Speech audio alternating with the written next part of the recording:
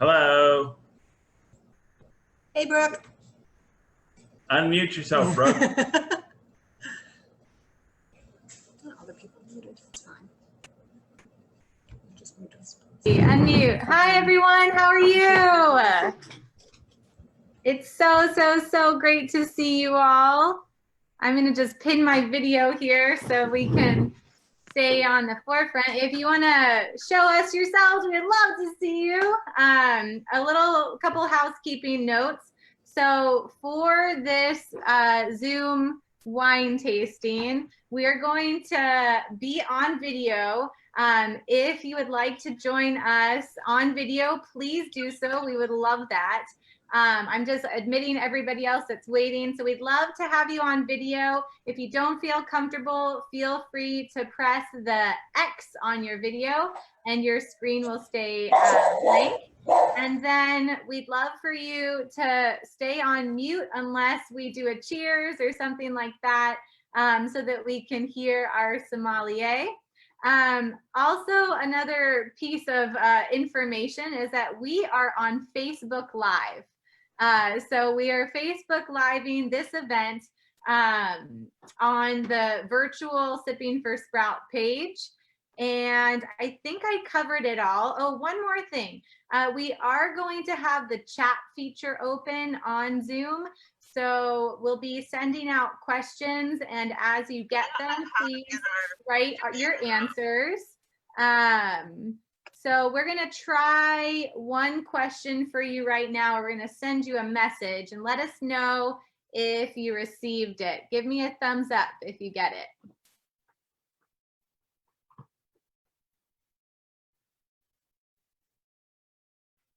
Hi, Caroline.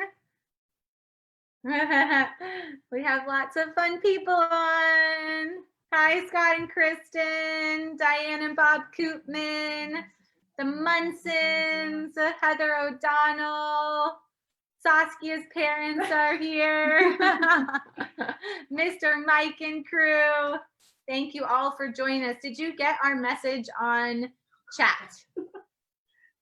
Give me a thumbs up if you got it. Did we send it out, team?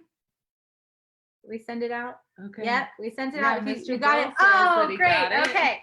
So that's how the chat feature is going to work. We're going to send out a question. You're going to send us a response. It's a way for us to hear your feedback, and we can all play along together. Okay. So let me just move my screen. So we are trying to save money in all directions this year. It's been not the easiest year for Sprout. And so we don't have a production company. We are literally running this on one computer with a couple staff members. So please bear with us as we work through Zoom. We've practiced it a lot, and we hope that we have a nice event for you. Okay. I'm going to start with a little hello video from one of our students. Her name is Gabby. So let's hear her hello to everyone here.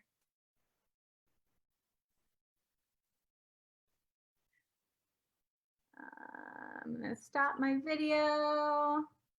Stop video. Okay.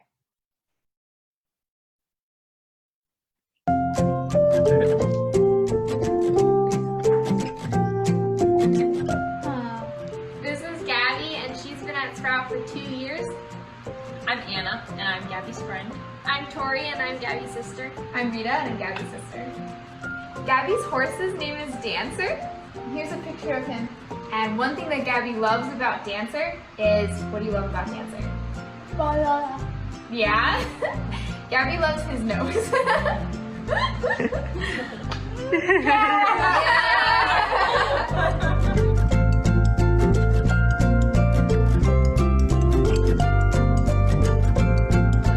Because I'm Gabby's sister and I know her so well, and Gabby just means so much to our family, just to see people who appreciate her so much and who appreciate everything that she can do and who work hard with her. It means so much to us.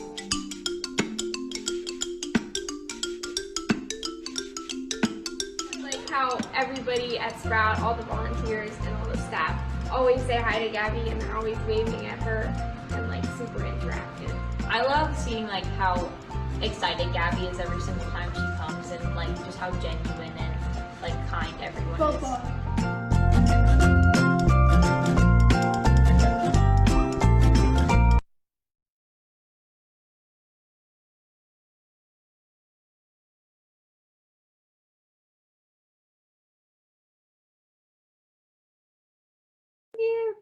There we go. And start my video. Where am I? Admit. parents are finally in. Let's see here. Why can I not start my video? Can you guys see me? No, you can't see me. No. It's our first rodeo. We're figuring it Where- all out. Where am I? Where am I? I can't see me. I can't start my video. Let's see here.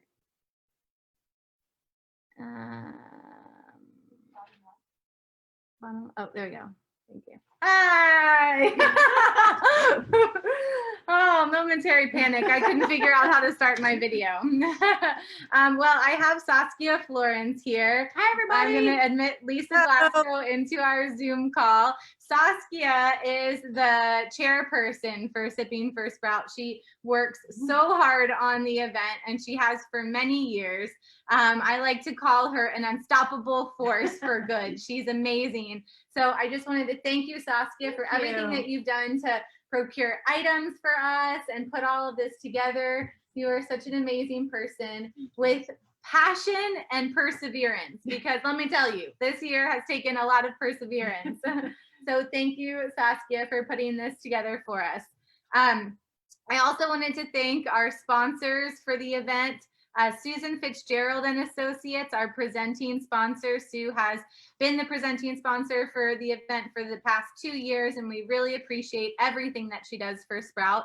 Also, the Spatafore family, Blossom and Bloom Thrift Shop, the Fairfax Lions Club, Embrace Home Loans, Debbie Megan, and Aiken and Company.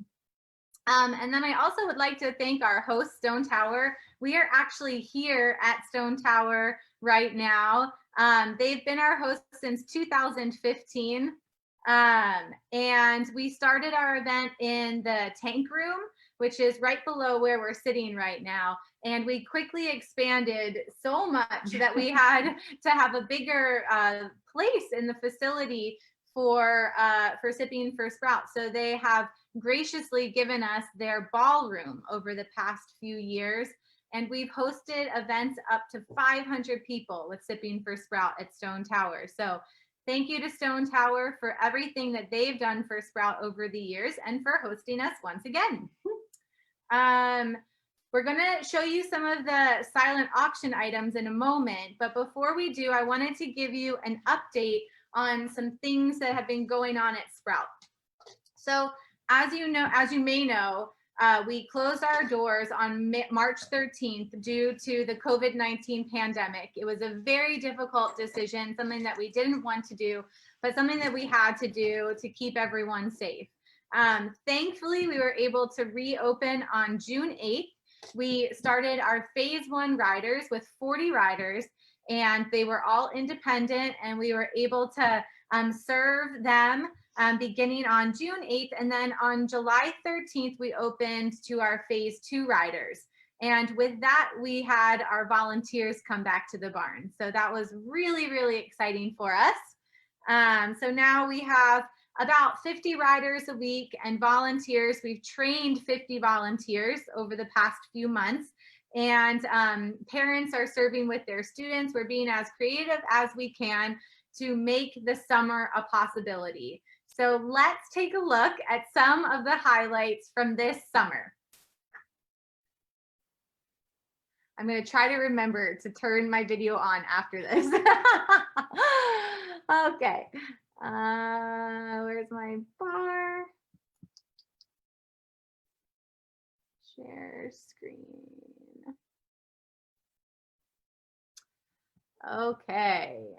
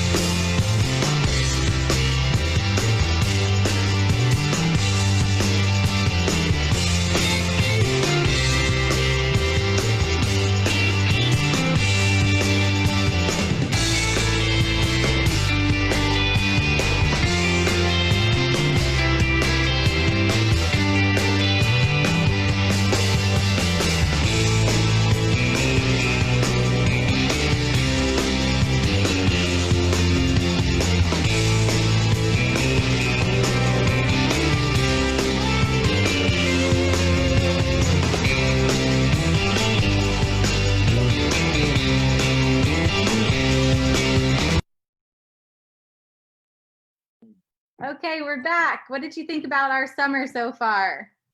It's been really, really fun. Last week we had so much fun with our JHP program. This week we start summer classes, not camps, but we start some extra horsemanship classes. So we've just been having a great time with the people that we care so much about. Oh, let me stop sharing. Haha. Probably should do that. Okay, now I'm back. So we've had a great time. I wanted to take a moment to thank the Sprout staff who have given everything that they have to the students that we serve. We have the most committed, talented, hardworking staff members, and they make it all happen. So I'm so grateful for our wonderful team here at Sprout.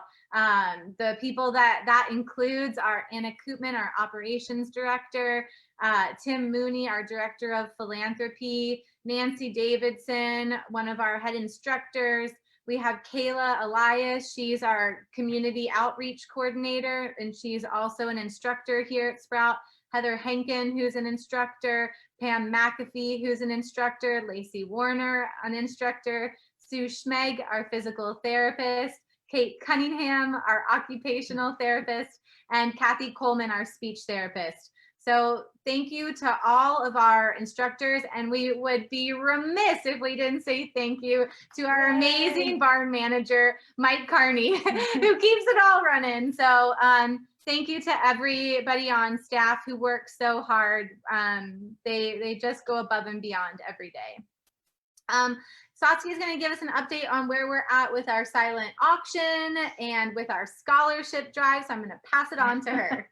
Hi, everybody. Thank you so much for joining us.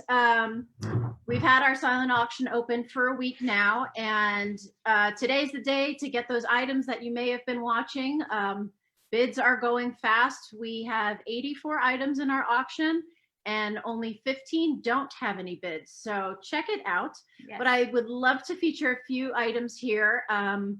Like I said, we wish we could have you in person because you can see how beautiful some of these donations are from some of our local companies and businesses, some from across the country. We have an awesome, I'm gonna have to bring it over. It's so big, it's gonna Whoa! But this is a basket that you definitely want to have for your man's best friend. It is a dog basket that is complete with toys, treats, looks like some shampoo, a blanket. You can't go wrong with this, and I think your best friend will love you even more. This is in our auction, and there are a lot of bids on it. So if it's something that you would want now, you can choose the buy it now option, and then it's sold and yours. I feel like I'm on QVC right now. And then let's see more. All right, we have this. Oh, I've been bidding on this one. I really am on QVC.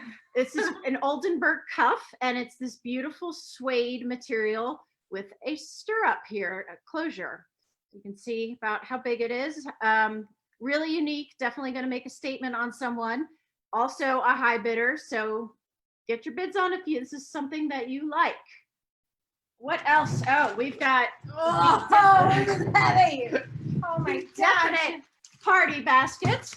This is the Stop the Bar basket. There is something for everyone. While we're in COVID, this might be man's best friend.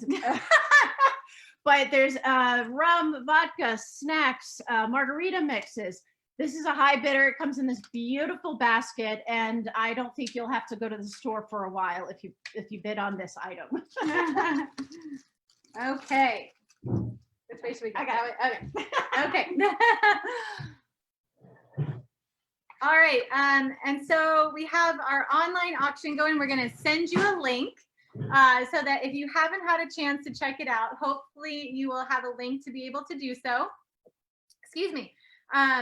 Also, we are currently running a scholarship drive. So every year, Sprout gives $20,000 in scholarships for individuals who would not be able to afford our already subsidized services. The scholarships provide therapeutic lessons at $5 or increments of $5 for people that have a financial hardship in addition to any physical, cognitive, social, or emotional challenge that they're dealing with. So we are very passionate about giving scholarships, and we always want to be able to fund them. With that said, we have a goal of $10,000 that we're hoping to raise. Let me just, that we're hoping to raise in this event. And right now, as of 3:57, we've raised $1,570. So we still have a ways to go, but I wanted to let you know that $50 covers a lesson for a student. That $50 is so important because during that lesson, a student might learn to talk for the first time. A student might learn to walk for the first time. They might believe in themselves for the first time. So one lesson is an opportunity for our students to achieve the dreams that they've had for a very long time. So if you have it in your heart to donate to the scholarship fund, we would be so grateful. And I'm going to show you next a video of one of our scholarship recipients. Her name is Savannah, and she's ridden pack for lots of years, and she's going to retire him on her farm.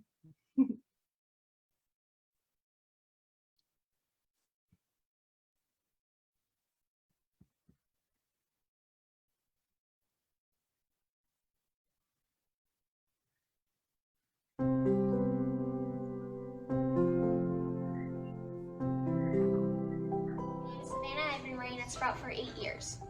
My favorite horse is Pac-Man. He's my favorite horse because he's so kind and gentle.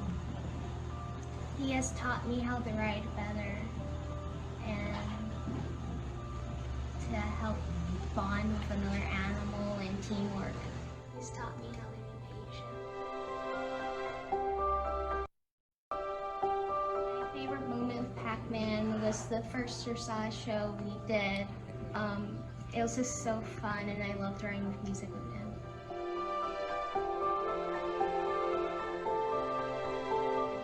If you could tell Pac-Man one thing, what would you tell him? Thank you. Thank you for teaching me so much and being my friend.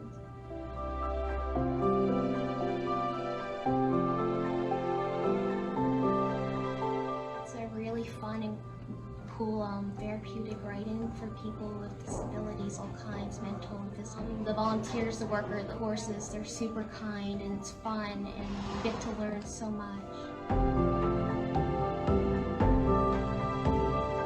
Be yourself. You don't have to hide who you are. You know, you feel comfortable, the people are nice, you just feel comfortable being yourself. I think that's really nice.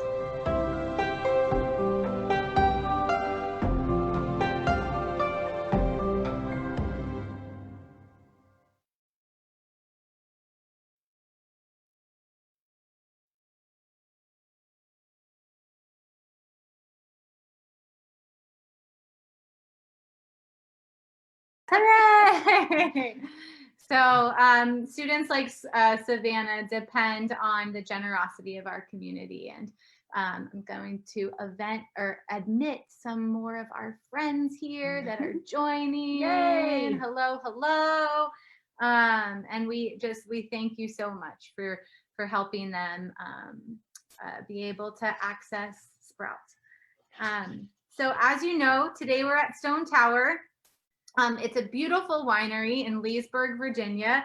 We are above the tank room, which is where it all started for Sipping for Sprout. We wanted to let you know that Stone Tower is open for business. We would love to show them support and have you, spend some time there whenever it seems right for you.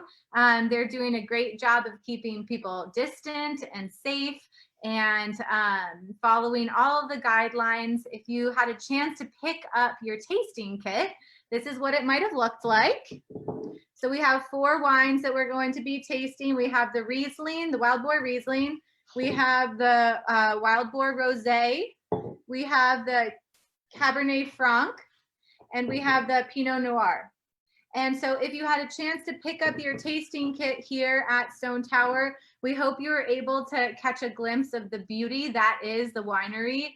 The buildings are amazing. The owners are the nicest people ever. And they do a great job decorating, and their wine is amazing, and their staff is so kind. So we hope that you're able to come here to see it in person. But since we are doing this as a virtual event, we wanted to bring you to Stone Tower virtually. So let's take a tour of Stone Tower. Oops, I forgot that video. Hooray! We'll do that in a second. Kayla, can you send me the link for Stone Tower? So we'll do that in a second because we really want to give you a tour of the facility here. For the wine tasting, if you could, please make sure that you have your tasting kit. And then Saskia, should we do like 1 glass or 4 glasses, or what do you think? Whatever works for people? I think or? whatever works. Kevin is going to be joining us Yep. at 5 o'clock, maybe a little bit earlier, and he's going to lead everyone in the tasting. So he'll tell you, you know, when to open the Riesling or the Rosé, and he's going to guide everyone and tell us more notes about the wines. Probably with, you know, great foods to pair the wines with, a little bit of the history of the grape.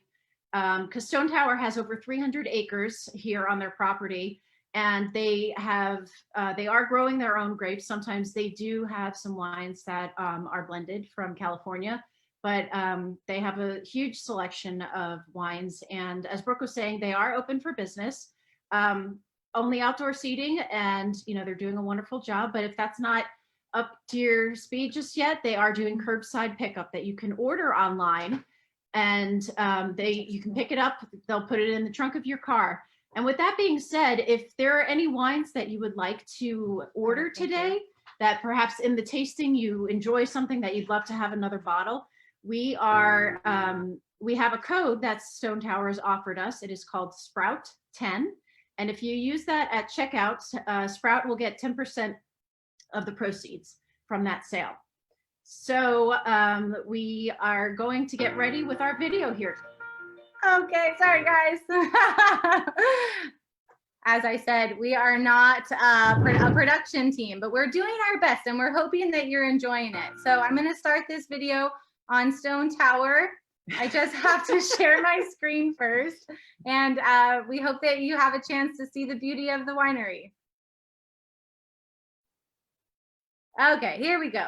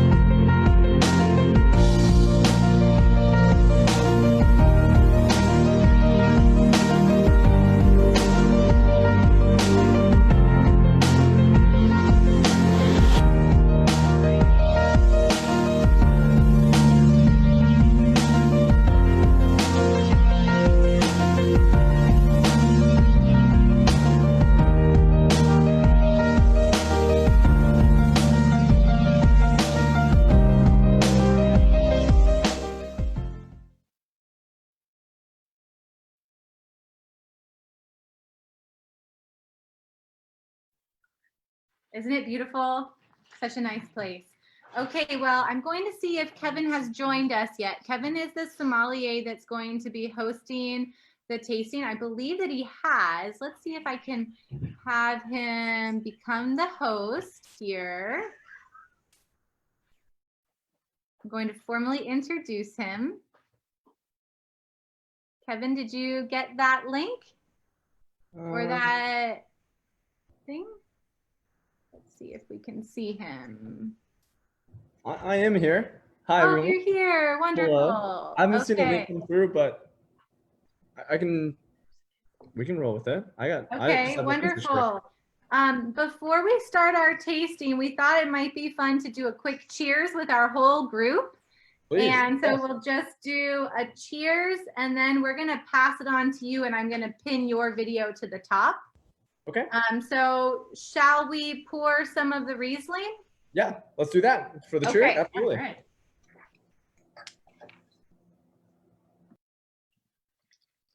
Anna's gonna drink the Riesling on my behalf. Okay, and so we're gonna go to a gallery view so we can see everybody. So Hi, everybody. you can turn on your videos. We want to see you. Turn on your videos. I see some tasting kits. Woohoo! Good to see everybody. You're live on Facebook. Hi, everyone. Hi, Lisa. Hello. Hello, hello. I'm gonna ask our friends who haven't had a chance to turn their videos on to turn them on. We got to do a cheers. Oh, we even have a four-legged friend here. Oh, Bella. All of our friends are joining us. Thank you so much for being here today. You Thank guys are you. the best. Thank you, thank you, thank you for being here. It means so much to us. All right. Well, let's do a cheers to everyone. Cheers to 2020. 2020. May you all stay safe and healthy. And thank you so much for your support of Sprout and just your generosity and time. We hope that you enjoy the tasting with Kevin. And we will be we'll be back and featuring some more videos, silent auction items. Cheers, everyone. Cheers to you and cheers to Sprout. Cheers. Taking a sip. Okay. Very nice. All right, Mr. Kevin, let's see if I can get you on the front here. Did I have him? Okay, here, where are we? Where are we? There he is. Oh, there you are, Kevin. Hello. Let me pin your video. Can I Okay. do it? Let's see, pin. All right, we're all yours. All right. Well, thanks for having us. Really excited to be here. Like they said, if you haven't been here before, or if you just stopped by briefly to pick up wine, hope you really got to see just how beautiful and gorgeous this property is. They did show the video, which was awesome. It really shows you just how expansive and just kind of how welcoming the whole place is. But I will be brief. I know I'm the catalyst between you and some wine. So would love to jump into the tasting. A couple of housekeeping items that I like to go over just very quickly, just because I've done a couple of these virtual tastings already, is one, definitely encourage any kind of questions, whether it be about Stone Tower, about our wines, or wine in general. I'm a huge wine nerd, so I love to keep me on my toes with all these questions. I'll keep an eye out in the bottom of the chat screen to see if any questions are coming my way. Be happy to answer those. In terms of glasses, like they said, if you have one glass, that's totally fine. We will go from lightest to heaviest. That's kind of the progression that we're going to go. So don't worry about it if you just have one glass. If you do have multiple glasses, it is nice to do side-by-side comparisons as you go through the tasting. So if you do have multiple glasses, feel free to use that. And the last housekeeping thing that I like to go over, these bottles, these cute little bottles, they're 6 ounces each. So just shy above a glass per bottle. I only say that, I know it's a Sunday, but just in case anybody needs to go make dinner or is driving anywhere, if you are trying to finish each wine as we go through, it is the equivalent of a full bottle in the next hour or so. So just throwing that out there. If you want to do it, I know it's Sunday, so maybe it's a Sunday fun day for you all. I have complete faith that you can do it. So just got to throw that out there for just a disclaimer, all right? But we'll jump into the wines. If you did pick up the wines, you also got a nice little card. That is the order that we're going to go in. So we will start off with the Riesling that we just poured, followed by the Rosé. And then for the 2 reds, we'll do the Pinot Noir and the Cabernet Franc. Now for my tastings, I always love to just let you make a conclusion about the wine first. You know, what do you taste? What do you smell? And then I'll jump into all the nuances. So I know we just poured some Riesling, so we'll start off with this wine right here. So I have about 2-ish ounces of Riesling in my glass here. But just like I said, take a moment, take a smell of the wine, taste it, kind of let it all hit you, make your own conclusion, and then I'll jump into the wine itself. Now, if you did have one of those little cards, it actually breaks it down for you in terms of what's the blend, what's the makeup, kind of the aging process of the wine, what kind of vessel was it in, for how long. Those are fun little notes if you're a nerd like me that you can take in. And then I'll jump into the actual tasting component, the tasting notes, if you will. Now, this is 100% Riesling, 100% stainless steel. And what will surprise a lot of you, it's dry. There's actually no sugar left in this wine. So it's a very dry style Riesling, very sharp, very crisp, very linear, beautiful for a hot summer day, especially a humid day in Virginia, especially around this area. It's in stainless steel for about 5 months. Stainless steel, it doesn't truly add any flavor to the wine. It kind of retains the freshness of the wine. It's what we refer to as an inert vessel, so oxygen can't come in and out, versus French oak tanks where the oxygen is coming in and out because it's a porous vessel. So that's kind of your cheat sheet 101, stainless steel versus oak. In terms of the flavor components, Riesling is known to be very aromatic. What I mean by that is even before you get your nose all the way into the glass, you can already start smelling everything kind of jumping out at you. Of the notes, it's a little bit more kind of citrus in flavor. So think your limes and your lemons, kind of that pith, if you will. So that in the pith of like grapefruit, that's what jumps out right away. Now on the taste, you'll have a little bit of that too, but because it's dry, there's a lot of minerality behind the wine. So I'll cheers again once more and taste this with you.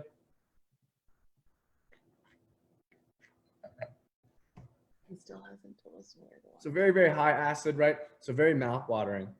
High acid essentially is a great thing for lighter styles of wine. It's a light-bodied white. Like I said, very crisp, very angular, very sharp for a wine.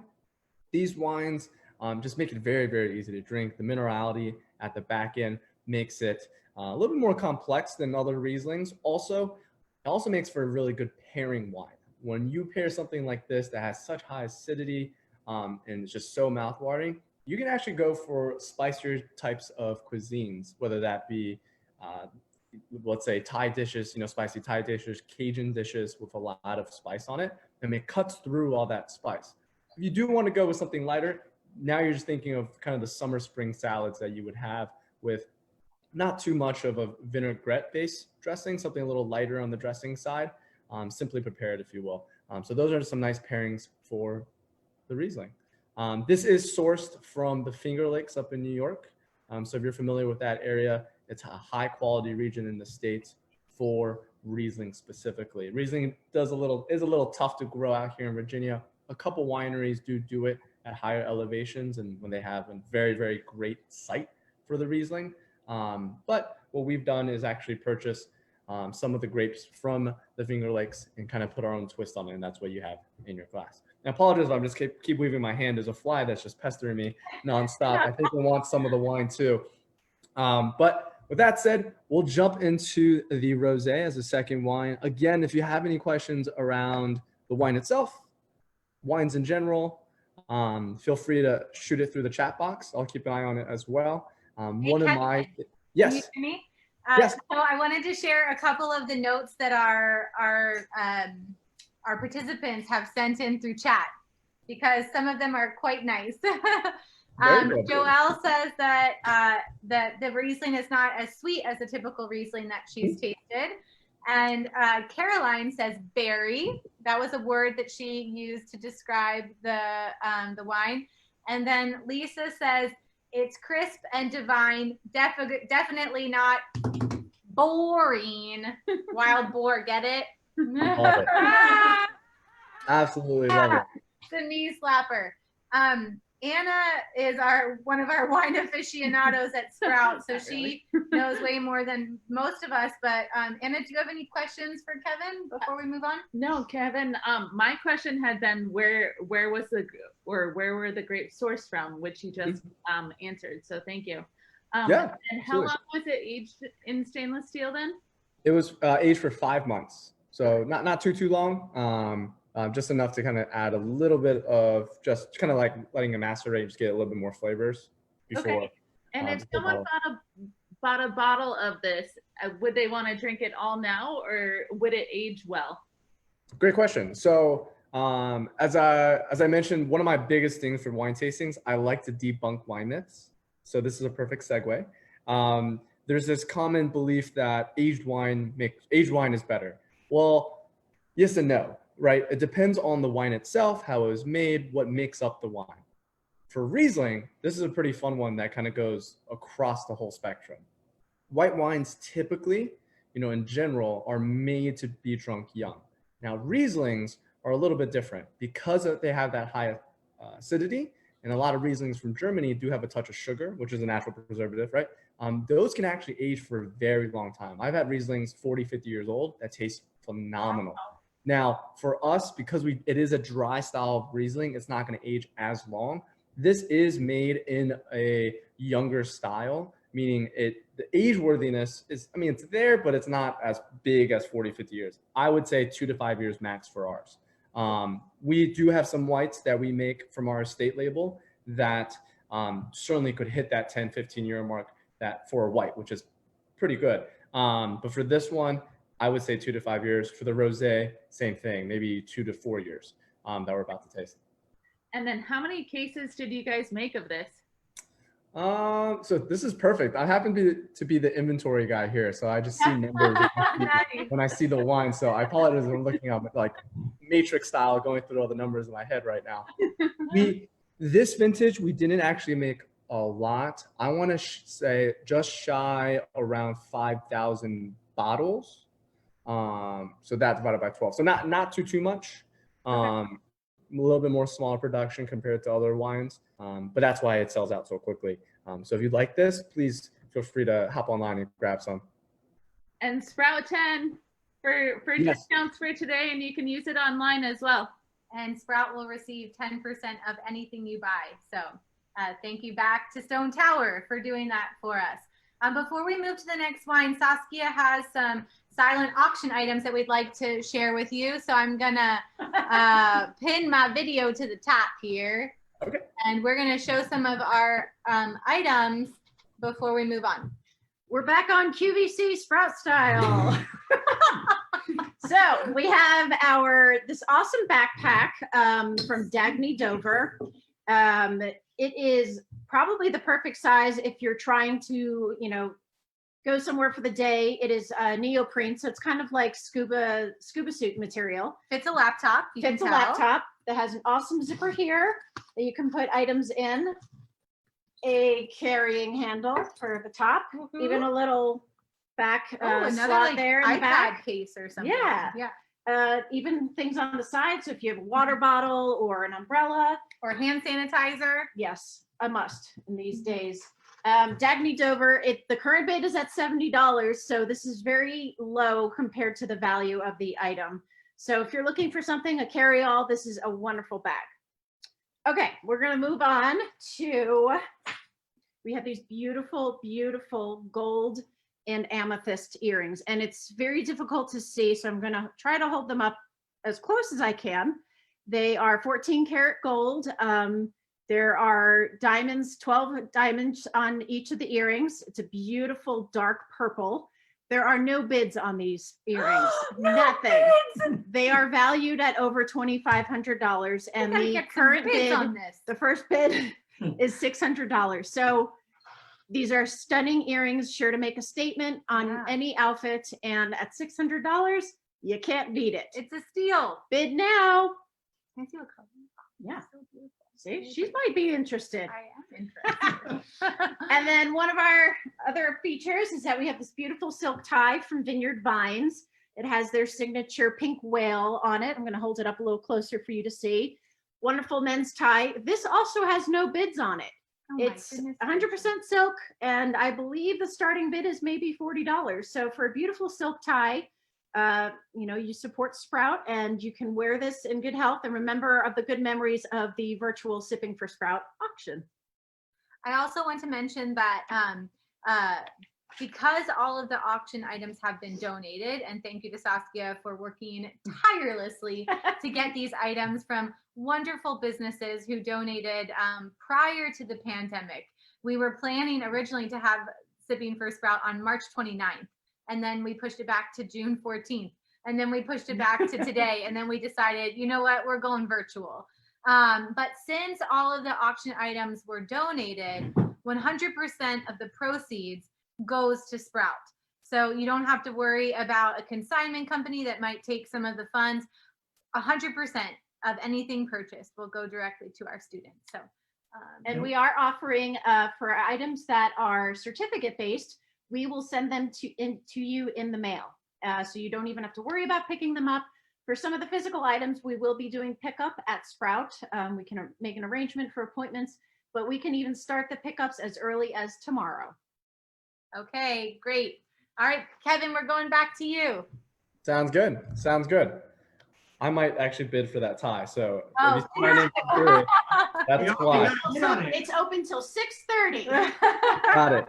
Got it. As soon as I'm done with this, maybe if I finish all 4 bottles, I might just pull out my wallet real quick. All right, cool. So we're gonna jump to Kevin. Oh, I got competition. Hi. Oh Yeah. man, Mike. All right. The second one of this evening is our Wild Boar Rosé, a huge popular wine here at Stone Tower. Sells right off the shelves very, very quickly. Really, truly has a following whenever we release it. Let you make your own conclusion about the wine. Take a smell, take a taste, kind of take it all in for a second while I break down the wine. It's 75% Malbec and 25% Cabernet Sauvignon. So 2 pretty bold red grapes making this rosé. And because of the boldness of these grapes naturally, you also have that reflected in the flavors in the wine. I won't jump into the flavors just yet. This also was in stainless steel for 3 months, 100% stainless steel. Now, for rosés, I honestly think rosés have historically had a pretty bad rep. A lot of our first introductions to rosé were the very sweet styles, and they may or may not have come in a box. So rosés, for me, I think are truly going through a little renaissance of their own. Traditionally, actually, rosés were dry, just like this one. Now, because of the changing palate back in the day, the American trend, it was just more of a sweeter style that you found in the market. Now you can find a lot of dry styles like this at Total Wine, Wegmans, whichever grocery store you frequent or wine shop that you frequent. Traditional rosés like this really is mimicking, in terms of our philosophy around making the rosé, it really goes about at targeting places like Provence, so southern France, and how they make rosé. So very, very dry style, very mineral based as well, but with a lot of fruit flavor jumping off at the forefront. So of the fruit, bright, ripe red fruits. So think strawberries, watermelon, things like that. It also has a nice little floral bouquet as well. You get a slight bit of roses, kind of just on the tip of your nose when you first smell the wine.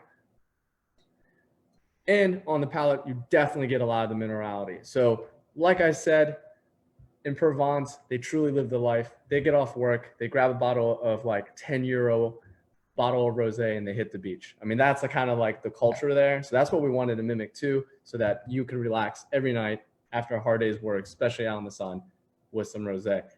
Cheers to you, because I really want to taste this one as well. So I have a question for you. So in 2019, the harvest was a little bit tough, right? Is that why like a lot of the Virginia wineries, they ended up, sort of focusing on the rosés? Can you tell us a little bit about that? Yeah, absolutely. So 2019 definitely was a tougher year for Virginia. Lots of rain. And, it's almost counterintuitive. When you have a good site, you truly don't have to water your vines. It's called dry farming. Essentially what you want to do is allow and kind of force the vines to struggle a little bit, so they dig their roots deeper and deeper into the soil and into the earth to find their own nutrients. When you have a deep root system, it actually correlates to better grapes, healthier grapes, riper grapes, things of that nature. And when you have too much rain, it really depends on when the rain hits. 2019 was just wet all year round, which is difficult. So, when the grapes are first, or the vines are first budding, right? It's kind of flowering so that the grapes can eventually become grapes. When it's flowering, they're very delicate. So when raindrops can actually knock off those buds, and therefore you lose more crop. During harvest, right? If you get too much rain, what happens is the roots soak up all the water and it dilutes the sugar in the grape, making watery wine. You want the sugar, right? Because sugar is the food for the yeast. Winemaking 101, yeast eats the sugar in the grape juice, therefore converting it to alcohol. into a basic wine. So if you have a diluted grape though, with less sugar, there's less food for the yeast to eat. So it makes it more of a watery wine. It also might make for sugary wine because there's not enough food, right? There's not enough food for the yeast. Now, in terms of Virginia's approach, sadly, a lot of vineyards didn't make any reds, like their staple reds. They actually just forewent that year. We were lucky enough to still have some, and it's all in credit to our property and how steep really our hills are and just how well it drains. Kudos to our vineyard crew. They actually, if you can believe this, when you're out here and taking, like, I'm in the summit room, so I can see the whole property right now. So it just astonishes me.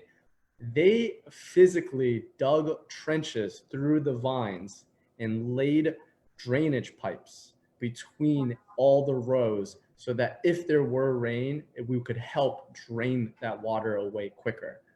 Absolutely kudos to them for all that hard work. I mean, it speaks volumes, that the dedication that they have for our property. For rosé making, why there's such a higher percentage of rosé making in 2019 is you technically don't need riper grapes. You don't need ripe grapes. You can have a little bit of underripe grapes. And what we do for our rosés, there's a couple different methods of making rosé. For bulk rosé, like bulk making rosé, they just blend whites and reds and they get that pink color. That's about it. I'm not going to ding on any wine. I love all wine, but that is what they typically do for like bulk style rosé. What we do is called the Sangnier method. Sangnier, rough translation from French, means to bleed.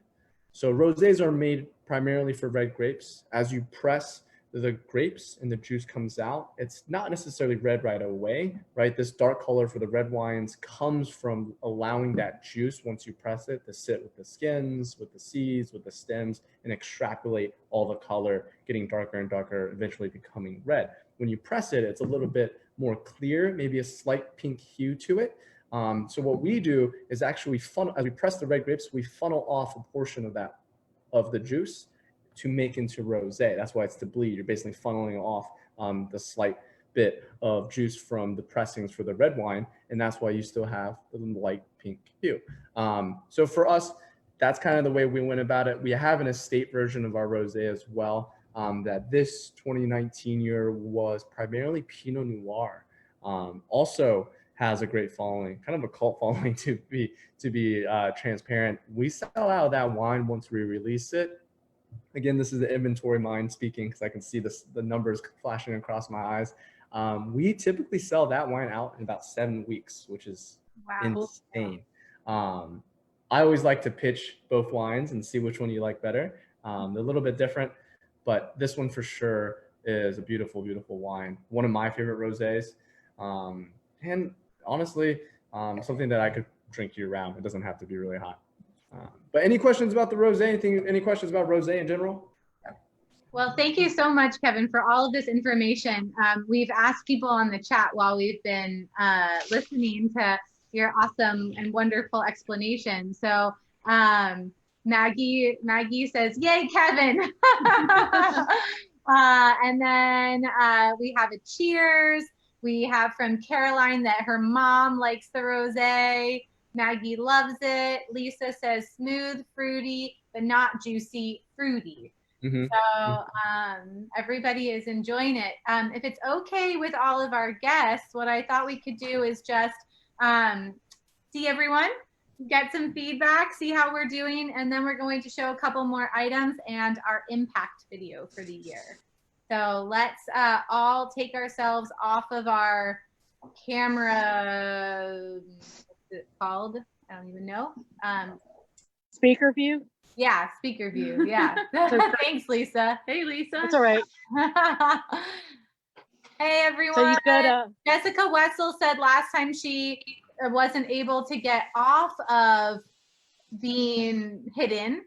So we want to see Jessica now. Jessica, where are you? I'm clicking. I'm to do a quick shout out. Hi, Mom. For those of you that we can see, are you enjoying your time? Do you have any questions or thoughts? I think you two look gorgeous. Oh gosh. I've never seen you so clean. You should have seen us earlier today. What is that work? Look wonderful. What is that work Hi, of Mr. art? Mike. Hello. Hi, Mike. Hi, Hey, Brooke. Caroline. Yeah. My dad wants to know what that work of art is behind you. Oh, isn't this wonderful? So this is a picture that we have in the Scout Guide this year. It's a Hunt Country magazine. We have copies that we've actually given out, all of our copies in the barn, but we're getting more delivered this week. And these are some of the students and the horses at Sprout. So this is Abby. We shared her story. She was one of our scholarship stories, and that's Cowboy. And then Jay and Ivy and Freckles and Lucy and Lucky. Hi, Dad. Any other questions or feedback before Saskia starts our Sprout QVC once more? Okay, I'm gonna exit. Okay, all right. Here we go, back to speaker view. And oh, Caroline's the speaker now. Take it away, Caroline. They're in the Alps or You're in the somewhere. Alps. Okay. I know. Caroline, you have the coolest background. All right. Okay, We're back to QVC. Yep. Oh, whoa. So we have here is an antique, well, we're not doing well, an antique mahjong set. It's in a beautiful, beautiful leather case, and it has these beautiful handles on the side. And I don't know anything about mahjong, but I know it is a very, very intriguing game, and many people very much enjoy. We're not doing well. We're gonna take these out. There are lots of beautiful pieces in here, and you can that see we the will not pictures. lose. Yeah, we're not the gonna, person that purchases this will get all of the pieces. No puzzle pieces missing. Yep. So we have that together. It is a beautiful set. We have a few bids on it. So if mahjong is something that interests you, it is a beautiful piece. Our Ooh. next item is this beautiful, beautiful wool scarf. I only have So it nice. halfway folded here, but you can see it's got these beautiful blue and pink pastels. It have a bid is on that. wool, but it's soft like a cashmere, and you can wear it a variety of ways. And I think with this upcoming winter, Ooh, it looks you so can, pretty on you, it's gonna Saskia. keep us all warm. We'll have our masks and this beautiful scarf.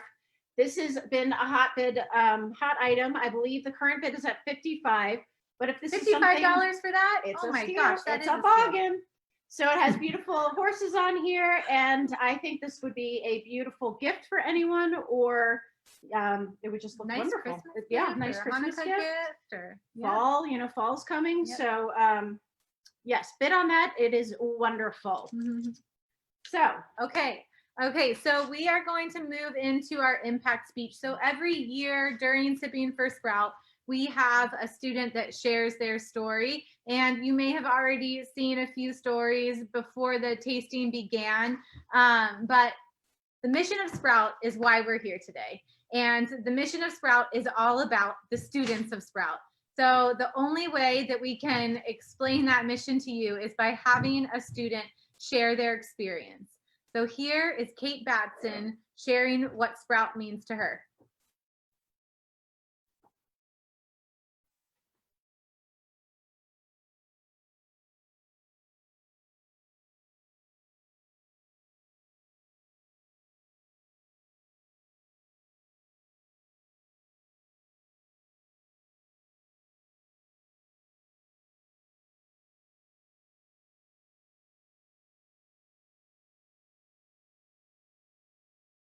Sorry, everyone. I'm having a hard time screen sharing.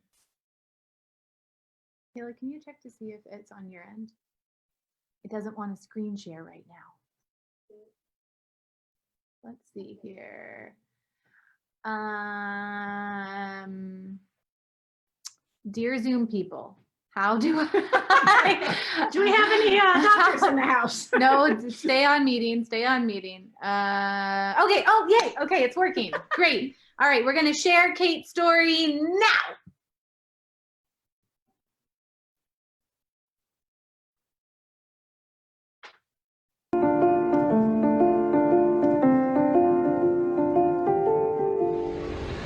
everyone, my name is Caitlin Batson and I both ride and drive at Sprout. I have a form of muscular dystrophy and started riding when I was about 6 years old. It started as a form of physical therapy but very quickly became a passion. I grew up in Seattle, Washington, and so when I came out to Virginia for college, I was looking to find a new barn that would be able to help me as I had gotten a lot weaker from when I had previously been riding, and it was just such a part of my life that I was missing. So I ended up starting to drive here at Sprout because driving is a great way to build a lot of muscles and isolate different muscle groups as you're regaining your strength. I drove for about 6 to 8 months and fell in love with that. Anna Koopman is an extraordinary instructor, and the horses that I had the opportunity to drive just became such a beautiful part of my life. And so then Brooke suggested that maybe it was time for me to also try riding again. I was a little nervous, but I got on a really amazing horse named Peter and quickly discovered that I had the strength again to be able to both drive and ride.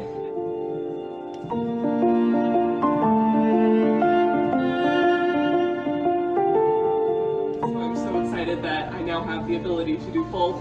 Have gained a really tremendous amount of muscle mass back since I was able to start riding, and it's such an amazing feeling to be able to do what I've loved for such a large part of my life in a community where they really push you to be the best that you can be in such an amazing and loving, supportive environment.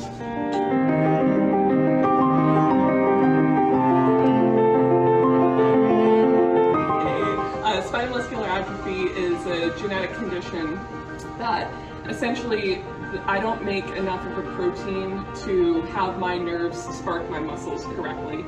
So they only get sparked at a lesser percentage in comparison to all of you. And when your muscles aren't sparked correctly, they begin to die. So it's a very, very slow, I have a very mild form of the disease, thankfully. It's a very slow process, and what's been really exciting is in the last few years, the first therapeutic drug was designed for spinal muscular atrophy, where now they were able to stop the progression. And so really for the first time in my life, I've been able to work on gaining muscle.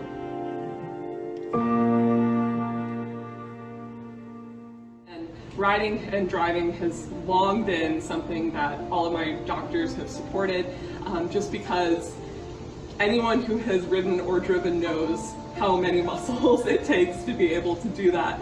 That's something that people who don't ride horses just don't comprehend as to how much strength it takes. So for me, being able to ride and drive just provides a tremendous workout for so many muscles that you don't use on a day-to-day basis, really, particularly in your core. That movement of a horse really, really works you. And so I am so sore after my lessons, which is an amazing feeling. And I undoubtedly know that the strength that I have been able to gain in the past few years is in large part due to the amount that I have been able to ride and drive here. And at this point, they don't know how much, doctors don't know how much stronger I'll be able to get, but it's kind of the sky's the limit right now. And so continuing to ride and drive is going to be a big part of me continuing to get stronger. Those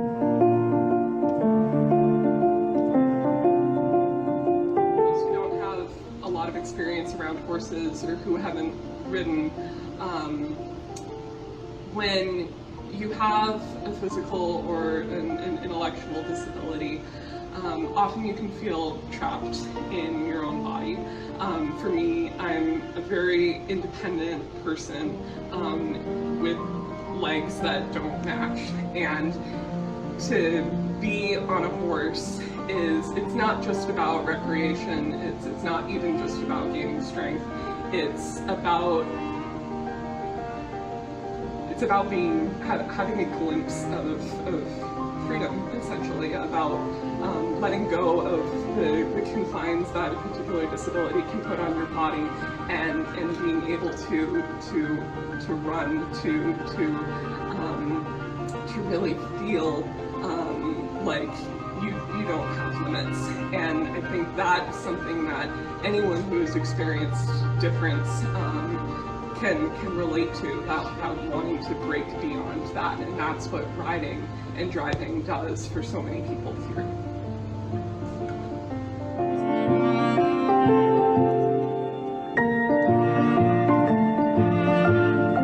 Sprout, you don't feel as different as you do in regular life.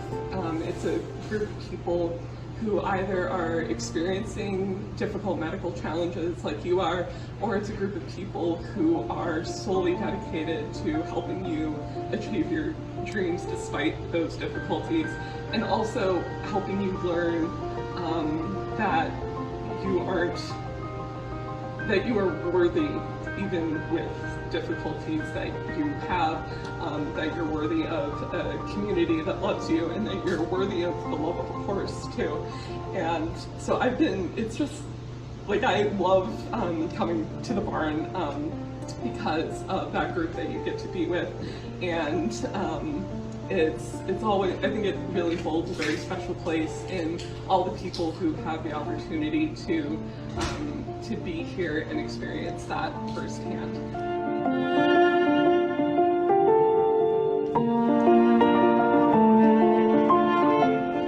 What I was so excited about when I first came to Sprout, which was to drive, was that they took me where I was.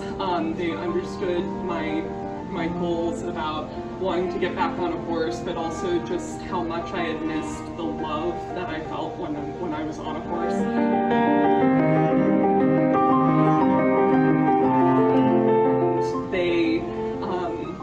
They really just wanted to make that dream possible for me again.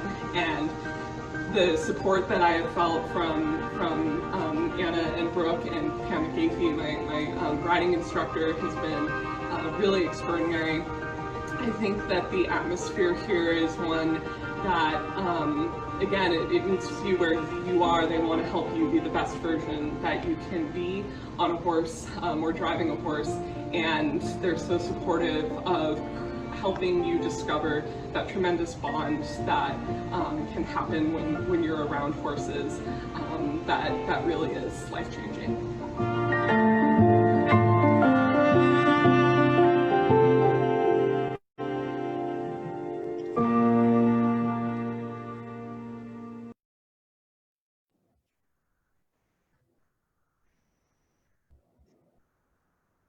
So yeah, Kate is just one of 130 weekly riders. Anna teaches her still, and Anna, do you have anything to say? Isn't Kate amazing? She is so awesome. Thank you, Kate. And thank you to all of our riders as well. But Kate in particular, she loves being given the opportunity to try new things. And she's part of our book club. We've had a challenge book club during COVID for our riders, and we've been reading horse books.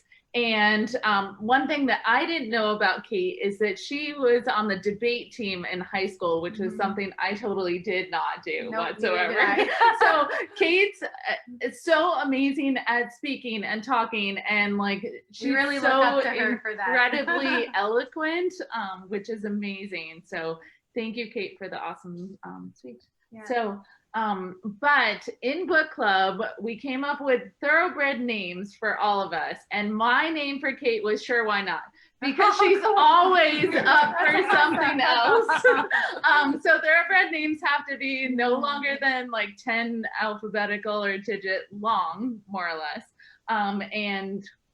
The rest of our group actually came up with awesome names, and it was like Kate the Great, Kate the Steady, like she's just so amazing, and everyone really truly looks up to her. So yep. Thank you, Kate, and thank you everyone once again for joining us today, because you supporting this event ends up allowing us to support Kate. So thank you, thank you, thank you, and we hope that you are having fun. We are going to move on to Kevin once again to go through our next tasting. All right, perfect. So we are jumping into the reds now. So we have two reds for the evening. We have Pinot Noir, which we're going to start off right now, and then we'll finish off with the Cabernet Franc. Now, once more, I'll let you get a second to pour the wines in, to taste it, to smell it. Pinot Noir is a very, very fun varietal. This is 100% Pinot Noir, 2017 vintage. It spends about 8 months in oak, so nothing too drastic, but 8 months still gives an opportunity for the oak to influence the wine. Now, Pinot Noir itself. Wait a second, I have a question. Yes. So what type of, sorry. Anna. No, I'm kidding. What, I think I might have missed it, but what type of barrels do you use with this? Is this Hungarian oak or what type of oak? Sure, great question. This one primarily is American. Little bit of French oak as well. The breakdown is slightly more American for this one, and a little bit of French oak on the latter end. Your cheat sheet for oak, predominantly around the world, you have two main categories. It's American versus French oak. That's not to say there's not others, right? She just mentioned one. There's Hungarian oak, there's Slovakian. There's people use whiskey barrels. There's a lot of different types of oak that you can use.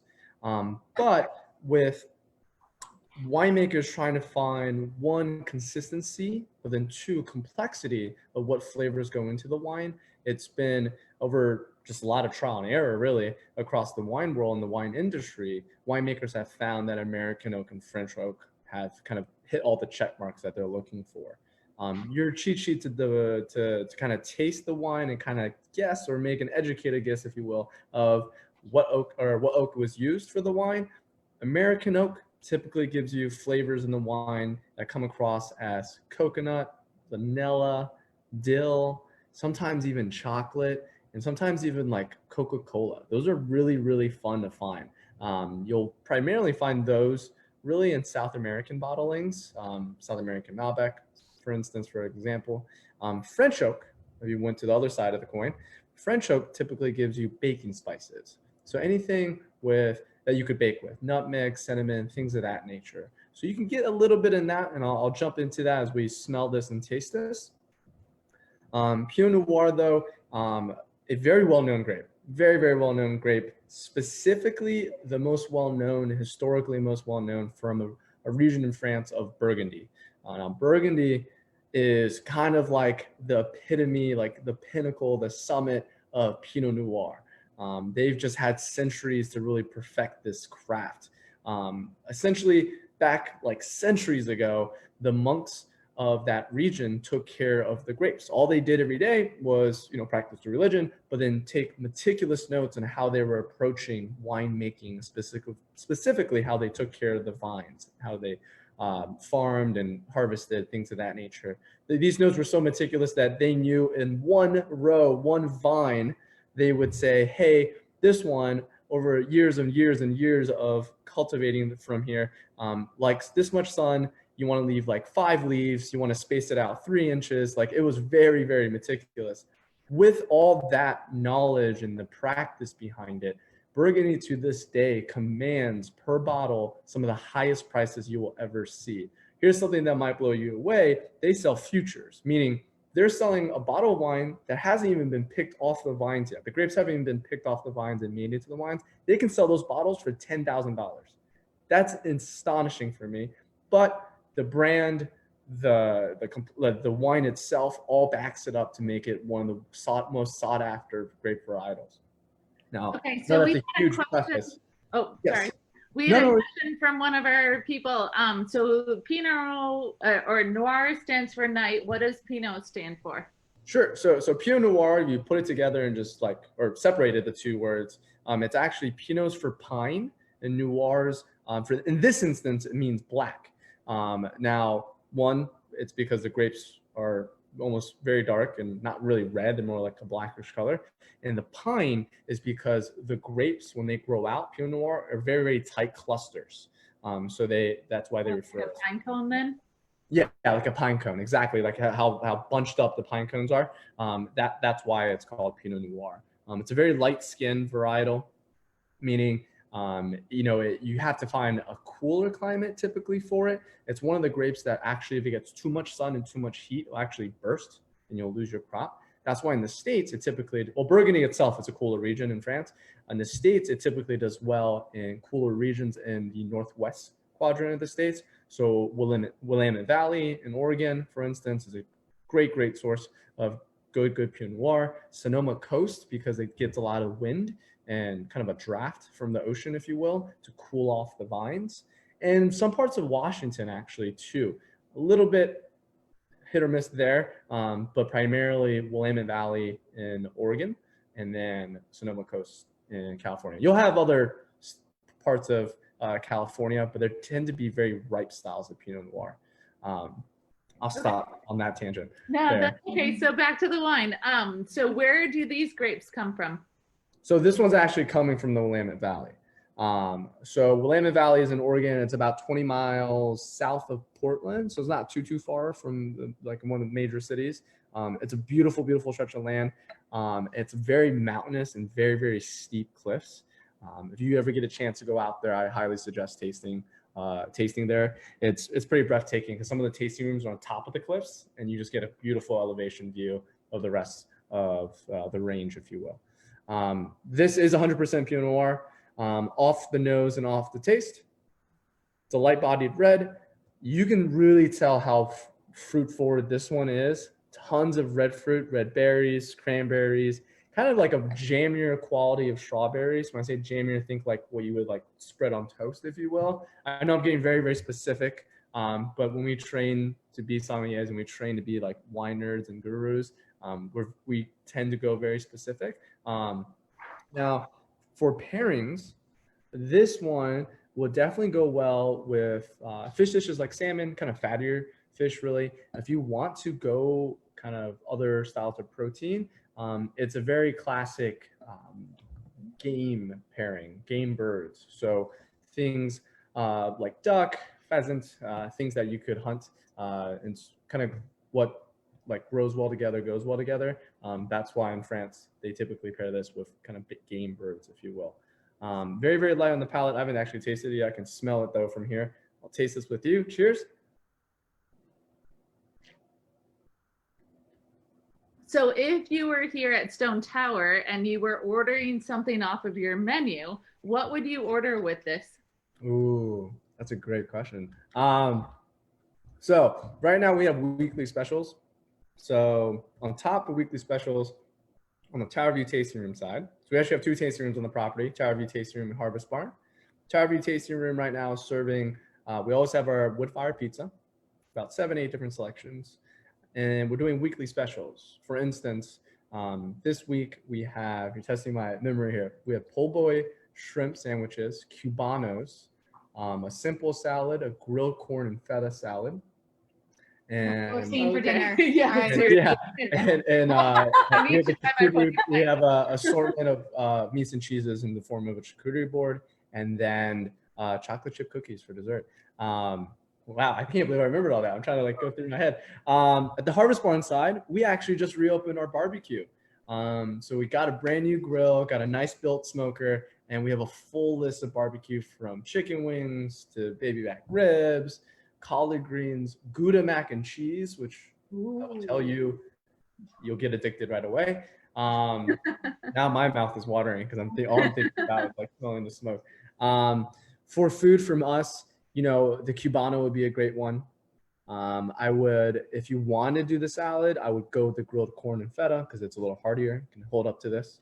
And for the pizzas, a fun one would actually be, see, artichoke is actually a really hard one to pair with, but we actually have a prosciutto and artichoke pizza that is awesome. You guys are in Stone Tower. You guys should definitely get some right now. Actually got some. Oh, wow. There we go. We have some right here. There you go. That would definitely be a fun one. Yeah, we didn't set that up. I promise. We truly did not set that up. I see it. There's a question in the chat that says, would you drink this with pork? Absolutely. This could definitely do well with pork. When you think of pairings, a lot of people just go to, you know, what kind of protein, things like that. You also have to be cautious of, or cognizant of how it was prepared, right? people say whites with fishes, things like that, and heavier meats with reds. You also have to be wary of what kind of sauce you're using. Are you smoking? Are you grilling? Are you slathering with tons of spices, right? So like if you took the Riesling, for example, it could go well with pork too, as long as the pork wasn't overly seasoned and it's just a very simple preparation, right? This one definitely will go well with pork. Kind of the earthiness of this wine, kind of the smokiness of this wine, really, if you taste it, now you can get a little bit of smokiness on the back end. Definitely goes well with pork. Just have to be careful with heavier seasoned pork or something that's extremely thick in sauce, or just too heavy in sauce, if you will. A little simple prepared pork, basically, is what I'm trying to get at. I'm so used to doing these tastings that I'm like looking at the questions too. Oh yeah, I like digging into the questions as they come in. How long would you age this wine? So this one's a pretty fun one. It is a lighter red, so lighter reds can age if made well and everything's in balance. What you look for ageability in a wine is both balance and then the structure of the wine. Balance means everything's in balance, just like it sounds. Acidity, tannins, which is what grips away at your saliva, if you will, for reds. The body, all that comes into play. The structure is really about the body. So that's why heavier reds typically can age a little longer. Now there's exceptions to the rule, just like I said with the Riesling, right? Those can age, if made correctly and for aging, they can age for a very, very long time. This Pinot Noir, I think it's drinking extraordinarily well. So I don't know if I could even possibly age it if I wanted to. 2017, I'd give it about 8 to 10 years. I would say, as I'm tasting this right now, it might peak at the 8-year mark. Now, you also have to understand your own palate too. This is something I tell my friends, right? Just because you're aging a wine doesn't necessarily means it'll always get better. What wine is trying to do as it ages, it's actually becoming vinegar. That's why you have red wine vinegar, white wine vinegar, right? It's trying to become vinegar. It's always evolving. Now, a couple things accelerate that process: heat and direct sunlight. So you have to be careful of how you store the wines, right? That's why a lot of people just kind of keep it in the basement, kind of in the darkness, and kind of cooler down there. Or if you have a wine fridge, definitely use that. So you just have to be cognizant of how you're aging the wine itself. Okay, so I have a quick question for you. So whites, what temperature do you like whites at, or are you like specific about your temperature for them for aging? Yeah, so for aging, I go around 53 to 57 degrees Fahrenheit if it's just aging long term. If it's white or reds, I actually take that out to let it get back to maybe not room temperature. That's like one of my like pet peeves. It depends on, so whites typically are served chilled, right? And then reds are at, they say, room temperature. Well, the thing is, my room temperature is completely different from yours. So I actually start colder than what most people tend to do and let it warm up. And it's a pretty cool practice to do too, because as wine warms up, it starts volatilizing at a higher rate with the oxygen hitting it, and it actually opens up even more. And that kind of gives you a good kind of control or benchmark of what temperature you typically like your reds or whites at. Everybody's a little bit different. So I can't give you a specific, I'm sorry. I can tell you that my wine fridge, I have a dual zone. This is how nerdy I am. I have a dual zone wine fridge that I saved up for a couple of years. On the bottom, it's at 57 degrees Fahrenheit. On the top, it's at 62.5. And when I want to drink something, I move it day of in the morning. If I know I'm having a dinner party or having friends over, or I need to impress my girlfriend again, I move it up in the morning and make sure that it's at 62.5, and then I take it out and I serve it. And that's for me, it's for whites and reds. Sometimes I think whites can be a little too cold and just kind of mutes everything. I like to let it volatilize. I like to let that wine open up and really truly express itself. Okay, so for opening up wine, especially for reds, do you do it, you know, how long do you let a bottle open and like breathe before pouring it? Absolutely. So what she's getting at is oxygen. Once oxygen hits wine, it opens it up, right? People say it opens it up. What it's actually doing is, if you imagine, this is actually, I'll just my water bottle here.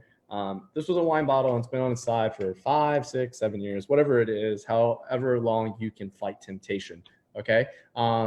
As it sits there, all the molecules at a very molecular level, I guess, is getting tighter and tighter. It's binding tighter and tighter. And that's why sometimes older reds have sediment, because it's binded so much that you can actually physically see it. When you open that bottle, right, like if I open this and pop the cork out, oxygen quickly goes in. And a lot of people decant wine, so they pour into one of those fancy vessels. Honestly, you don't have to have a fancy glass vessel to do it. You can pour it in almost anything, a bowl, a blender, like it's just not as classy, but it's doing the job. When you do that, it breaks everything up, right? That's why you're opening up a wine. You're breaking all these tight knit molecular level bonds up so that you can actually volatilize it and actually get the flavors coming out. So what you shouldn't do, I'll get to the question, I apologize, I know that was a tangent. What you shouldn't do is actually just open the bottle and pull the cork and put it to the side and let it sit there. Here's why. The surface area of the liquid that's getting hit with oxygen is so minute, it's so little. That's why you want to pour into something else. You can pour it back, or you can just leave it in that other vessel, but when the act of pouring out a wine, I'll do this here, the act of pouring out the wine means everything's getting hit with oxygen now, right? That's the reason why you want to do it. Bigger reds, Bordeaux, big Italian reds, those guys definitely open up. I would recommend 2-3 hours, actually. You can double decant, which basically means you pour into a different vessel, pour it back in the bottle, pour again, and just let it sit. For lighter reds, you actually have to be careful. Pinot Noir, for instance, Burgundian reds, if it's from Burgundy, never decant. Please, please don't decant. If you decant in 15 minutes, that wine will go flat. You will lose all the flavors. So be very careful. I've worked at Michelin star restaurants where, you know, the somm in me, the wine nerd in me, when someone asks me to decant a Burgundy wine is like screaming no. But like being hospitable and like listening to the guests, I have to say yes. You know, that was that fight in me that was like, should I explain to him or her that like you probably shouldn't do this? And they're paying like $1,000 for this bottle. Like, I don't want this to be ruined. You know, there's ways about it, being like very polite and knowing and kind of explaining why I would suggest not decanting. But yeah, lighter reds, probably hold off on decanting. Reds made to be drunk young, also, you can just hold off on decanting. Bigger reds, the hardy Cabernet Sauvignon, Zinfandel, Super Tuscans, Bordeaux blends, yeah, feel free to decant. 2-3 hours is kind of the optimal peak for me. But you'll never know unless you do like a little bit of trial and error. So basically all I'm getting at is drink more wine and play around with how you decant. Okay. Drink more wine. Drink more. So Lene says, this is awesome. Thank you for the detailed information. And Lisa says, I never decant. Never. She said, oh, that's a lie. I decant. All right. So we're going to go to Saskia real quick with an item before we move on to our last wine. We might be a little bit over 6 o'clock. Is that okay, Kevin? Are you good with that? Yeah, absolutely. Okay. I'm having a good time. Okay, all right. Let me move this video here. Okay, we're back on Saskia's shopping channel. We're back on QVC. Welcome for joining us. Okay, so this is an item that I really wish they had in adult size. They are rain boots, pony rain boots. Notice the tails. Whoosh, whoosh, whoosh. The best part I think about these is that when you walk, it makes hoof prints. Not footprints, but hoof prints. There is nothing better than those. They are adorable. We have 3 pair in the auction. We have a bay color, a gray, and a strawberry roan, and they are sizes 12 and 2, I believe. You have to look at each item. But I mean, they're so cute. They've got these detachable tails, the hoof prints. They even Come have on. spur rests. Yes, they do have spur rests, actually. Wow. It's hard to see.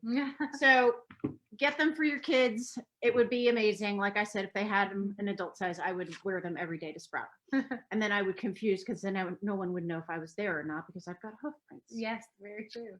Okay, so I don't have any more physical items with me, but I do want to feature a few things that we have in the silent auction.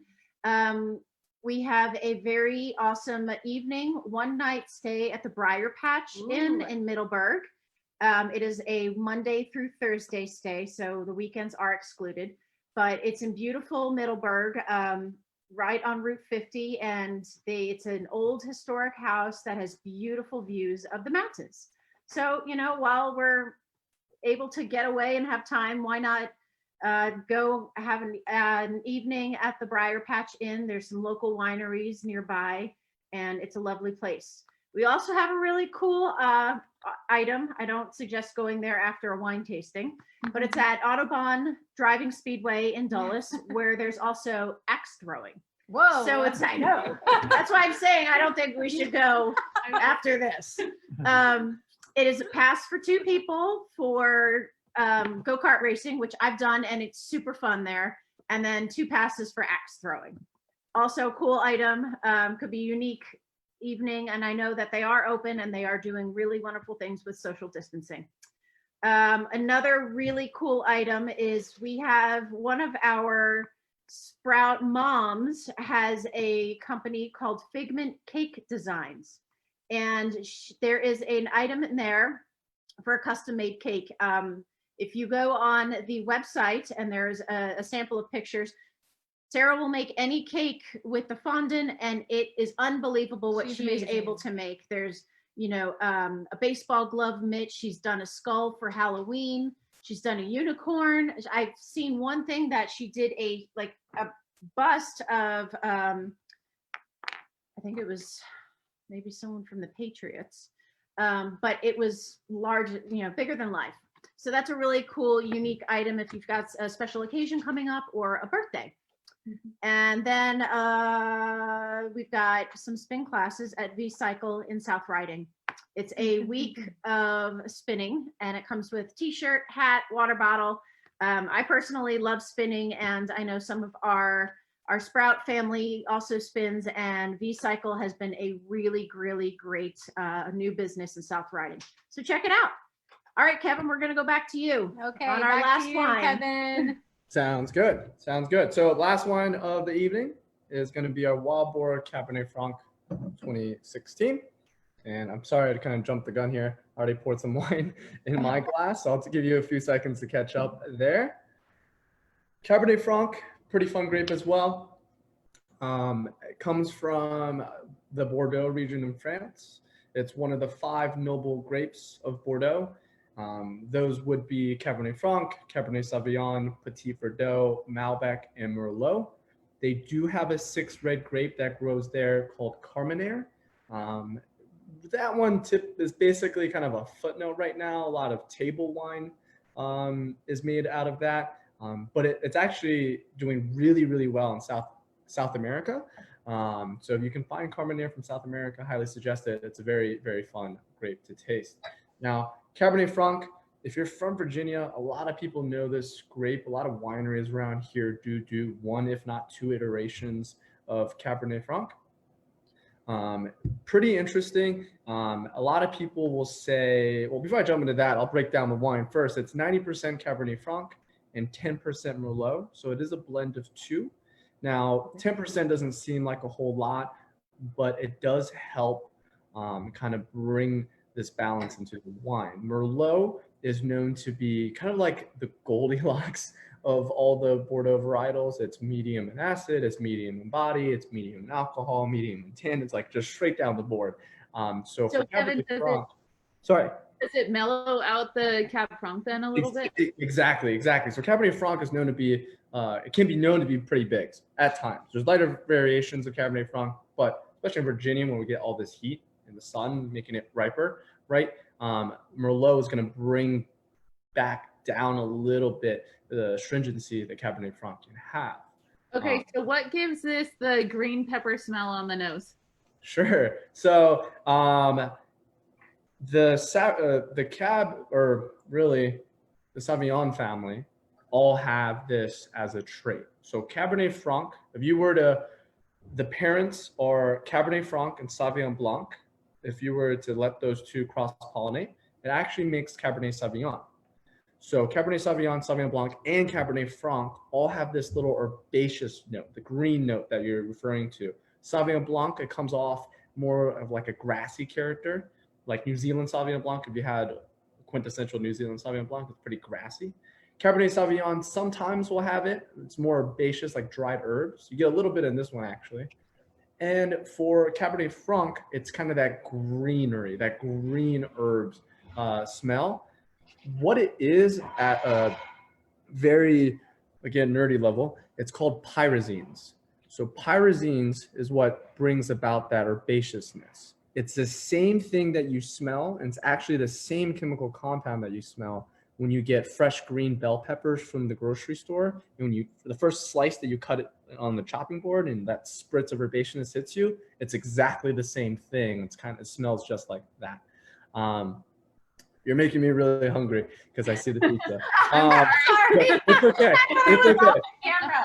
Okay, okay. you're totally on. You're fine. It's okay. I didn't mean to call you out. I didn't mean to call you out. I also know I'm sitting right above. Not to call attention to the fact Yeah, that I apologize. I apologize. I'm also sitting right above the kitchen, so I can kind of Really smell. good, and it was staring at me since the Yeah. time that we talked about. okay, so my question for you is, for the Cab Francs, is there something that winemakers do to take away that peppery smell if their wine or their Cab Franc comes out a little bit more green than they'd like it to be? Yes. It's actually, I mean, you can manipulate it in the production phase, like in like the winemaking, if you will. A lot of winemakers may shy away from that because a lot of winemakers truly like to let the grape just express itself. Now, you can definitely change that out in the vineyard. So if it's really green, like that's all you smell and that's all you taste, one, that wine is out of balance. So quality wine, all about balance, right? So if it's really, really green, it's because they picked it when it was underripe. It wasn't ripe enough. If you get ripe Cabernet Franc, the greenery, the green herbaceousness is a little, well, finding trouble for words right now. It's just reduced. It's not as in your face. It's not as robust. So really for that specific part of the wine, you really want to focus out there. Virginia is known to have a little bit just because it's hard to get it fully ripe. If you go to California though, when you do Cabernet Francs from there, you barely get a hint of that herbaceousness. And I realized I should have explained a little bit more of like balance in wine. So quality wine, you're just looking for balance. You know, the analogy that I give my friends when they try to learn about wines is actually cocktails. We've all been to bars, and hopefully we can go to bars soon again. We've all been to bars where, you know, we say, hey, dealer's choice. I like gin, I like scotch, I like whatever it is. Can you make me a drink? Good bartender will make sure that the whole cocktail is in balance, right? They think about, should this be on the rocks? Should it not? How much alcohol? Should it be cool? Should it be a little warm? Should it have acidity? Should it have sugar? All these little things come into play because we've had cocktails that were made for us that may not have enough alcohol in it. And you're like, did I really just pay $15 for this? Or on the other side of the coin, you've all had a cocktail made for you where there's too much alcohol and you're like struggling to pull it back and get it all down. So wine is very similar. You have to make sure that everything has its equal parts and nothing's kind of like taking over the show, if you will. For this wine, you taste it with me. Yeah. Question for your fermentation. What type of yeast do you guys use, or do you do more natural fermentation? We are specific in our yeast. It actually depends on the grape that we're using. I don't want to go and be like specific of like it's yeast B319. Like it's yeast that it's yeast that over trial and error really, and just modern winemaking, especially in this state, that we found to be the most conclusive for just grapes coming from Virginia. You also, on the very, very front end of winemaking, we also do that for the strains of the grape itself, the clones of grapes, right? We're getting these clones from nurseries that specialize in making clones that do well in Virginia. So yeah, there's a lot of like nerdy detail into going like from start to finish. For fermentation, we typically do, it depends on wine, but typically like kind of the biblical sense, 30 days and 30 nights to really let it sit and macerate. Think of it as like tea bags in water, right? The longer you let a tea bag sit, the more flavors that you're going to get out of the tea bag, right? we're letting the juice sit with the skins, the stems, the seeds, kind of the whole thing. Then we filter that out and we rack it out. So going back to Stone Tower, what do you guys have planted? Sorry, oh, sorry. Okay. So what do you guys have planted on the estate, and how much of your estate stuff do you get, or do you make wine specifically with your estate grapes, or do you ever mix them from grapes that you get from other locations? Sure. So on our property, it's mostly French varietals. We have all the 5 Bordeaux ones that I mentioned: Merlot, Malbec, Petit Verdot, Cab Franc, Cabernet Sauvignon. We have a few Rhone varietals, Viognier, Burgundy, in terms of Chardonnay. We actually do have Pinot Noir planted out there as well, Sauvignon Blanc. So mostly French varietals. We had Roussanne and Marsanne. I think we're gonna take that off and restart again. It just didn't grow that well. The only one that isn't French and by like origin is actually Nebbiolo. Nebbiolo is an Italian varietal that makes Barolo and Barbaresco, the king of wines, the wine of kings. It's really cool. I'm a huge Italian wine freak, so I love it. Now, the reason why we have Nebbiolo, Mike and Christy are our owners. It's Mike's favorite grape. I mean, if I had 305 acres, I would take a 6-acre parcel of land and try it out too. He actually just went up there this morning. He came and chat with me in the morning after his kind of golf cart ride throughout the vines. And he's saying that it's growing in pretty well. So I'm really excited to taste it. It's a grape that takes like 5 years to grow, and then you have to age it in barrel for like 5 years. If you don't, it just rips your face off with tannins. It's the definition of high tannins. So what, I think Tarara, don't they have like the, oh, sorry. We have to finish up. I'm really sorry. It's okay. It's okay. To answer your second question real quick, we have an estate label. I don't have an example right here with me. We have 2 labels, Wild Boar versus Estate, which has a stone tower and a little logo on it. Wild Boar means we're outsourcing the grapes. We're still making all the wine, but the grapes are coming from elsewhere. Estate means it's 100% from our property. So we never blend the 2. We keep it separate. By law, we're allowed to actually just put everything on the estate label because we're making the wines here. But Mike and Christy wanted to be very transparent and saying, hey, you know, grapes take a very long time to mature. In the meantime, as we reach that maturity, we can still make high quality wine if we get high quality grapes from other sources. In the future, it's about 90% estate, and we're getting there very, very quickly, and 10% wild boar. Why we're going to keep it around, just for example, right, the Riesling, it won't grow well here. We know that. But we can still make great Riesling like this if we get high quality fruit sources. So 90-10 is going to be the breakdown. Very cool. And do you guys have any sister companies that you work with out of state, or do you have other vineyards that you manage as well? So we don't work with, well, we do work with other vineyards, but we don't own them, if you will. The sister company of Stone Tower is Belfort Furniture, which is, if you're from around the area, premium furniture store. It's owned by Mike and Christy as well. In terms of other vineyards, we actually go throughout the country every year to taste the grapes in specific lots. I have not been invited on that trip. I'm still kind of pushing my way into that one. Hard job, right? Yeah. But we actually we did partner, and we actually kind of leased out some land in Burgundy. So we're actually making some wine in France with our team and bringing that over. All of our sparkling wines right now, Brut Rosé, Blanc de Blanc, and Blanc de Noir, all from Burgundy, France, with a sparkling house that we partnered with. We actually have a label that's still Wild Boar, but it's called Maison Sanglier. That is actually the wines that we're making in France and bringing in over. I see the question, where in France? It is in the Côte de Beaune. So it's in Burgundy. It's in the Côte de Beaune, which is the south side of Burgundy, and around the village of Pommard, which is a very, very highly sought after region. And I'll stop there. Sorry, I'll go on. No.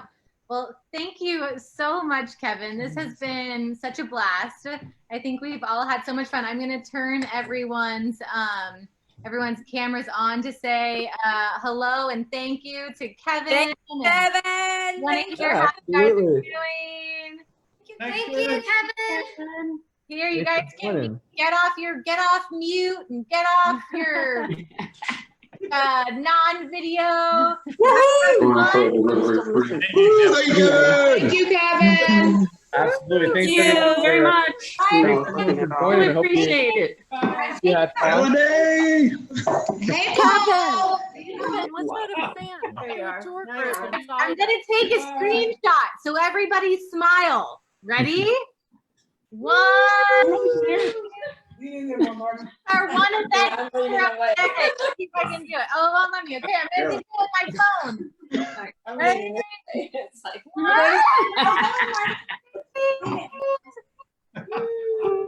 Okay, that's our one event photo. Okay. All right. So I'm gonna turn. Or any questions? Last question for Kevin before we move into. I'm gonna say, Thank you. Thanks, Kevin. Yes. Thank you, Kevin. And I'm glad you solved that Nancy issue for me, because I thought, oh my gosh, 3 deaths. Kevin, we'd love for you to head a tour group. Yeah, please ask for me. Sprout, Yeah, to go ask to for me. I'd France, love to do it. visit the vineyards. Yeah, we'll do a Sprout tour to. I think France. it's Sprout 10 with United Airlines. That would be great. Did you guys have fun? Yes. Did you have fun? What'd you say, Brooke? Did you have fun? Yes. Good. My tasting for Ford. Don't bet on the backpack. I want that. Oh, well, you still have 18 minutes left to bid, Miss Lisa. So I'm muting all of you. We love you, but you're going to be muted so that Saskia can tell us about a couple more items that are left. And we have a little more than 15 minutes left for our silent auction. So now is the time to place your bids. If you haven't, get them in because we only have 18 minutes left. So what do we have to showcase? All right, we have a few items which are not here in person.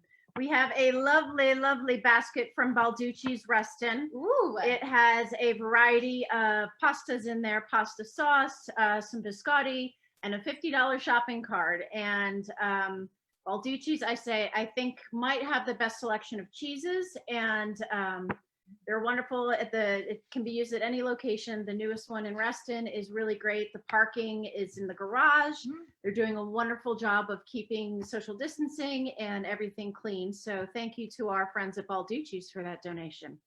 We have a really cool, unique item from Alice's Table Nova in Full Bloom. It's a flower arranging workshop for one person. With Thanksgiving and the holidays coming up, it might be a cool thing to learn how to make a nice arrangement, and that who knows, we're home, we've got time, we've got the gardens growing, let's see what other kind of creations we make. So thank you to Alice's Table Nova in Full Bloom. There's a really cool, unique Tiffany key ring. It's sterling silver, and it is of a little garden shovel. It's super delicate, really unique. There are no bids on it. It is worth over $300, and it's starting at $80. So it comes with the box, dust pouch. It's beautiful sterling silver key ring. A really unique item that we have in the auction is a Lisa's done with her wine, I think. Lisa finished her. We have a carriage ride for 4 with our Sprout driving instructor, Anna, and it is a carriage ride, or if weather permits, a sleigh ride in the snow. And lunch on the farm. She has jingle bells. She does. I have done it, and it's really a once in a lifetime experience to do.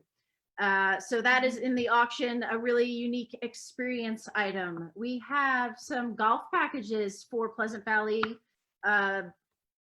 Golf and South Riding Golf Course, both for foursome, and does not include a cart, but it includes all the green fees. And I believe it's Monday through Thursday. And if it's the weekends, it's after 2 p.m. So another way to enjoy social distancing in this time is get your game of golf on. Yeah. And we also have a really cool membership, family membership to the National Sporting Museum and Library in Middleburg. If you've not been there, it's really unique. They have all these different types of exhibits going on. They have the really cool statues outside. and it's just a unique item in our lovely town of Middleburg. So do you want to update on our scholarship funds? Always an update on our scholarship funds. So I am seeing now that the current amount in scholarship that we've raised is $1,780. We are still working. We might keep our scholarships open for a little bit longer because there's a lot of students at Sprout that rely on scholarships that gives them the opportunity to ride. So we are really trying to raise those funds. $50 goes a long way. And if you have the heart to give more, we would love that as well. And it will go directly to our students. I wanted to thank our sponsors for the event again, Sue Fitzgerald and Associates. Thank you so much for being our presenting sponsor, the Spatafore family, Blossom and Bloom Thrift Shop, the Fairfax Lions Club, Embrace Home Loans, Debbie Megan, Aiken and Company. This event was made possible by them and underwritten by them. We raised over $10,000 in sponsorships for the event through our generous and kind businesses. I also wanted to let you know that we hope that this is not the last time we see you. Many of you on the line right now or on the Zoom call are at Sprout quite often, but there's lots of different ways to get involved at Sprout. If you have someone that you know that might benefit from riding or driving or participating with us, we would love to serve them. We are currently in our summer session and fall starts September 8th. So we'll be registering for fall very soon. We also have a volunteer training on the first Tuesday of every month. So that means we have a volunteer training this Tuesday, the 4th, from 6 to 8. And we would love for you to be there. Volunteers can start at the age of 14. We will take as much time or as little time as you have, and we promise that it will be a rewarding experience. So please consider volunteering or spread the word to anyone that you might know. And then finally, we have a 5K and 1K coming up on November 8th. We have decided to make that event virtual. So we'll be sending out more information about that. We'll be running, we'll be walking, we'll be rolling, and we might also be riding this year, biking, anything to get moving, get out there and spread the word of Sprout.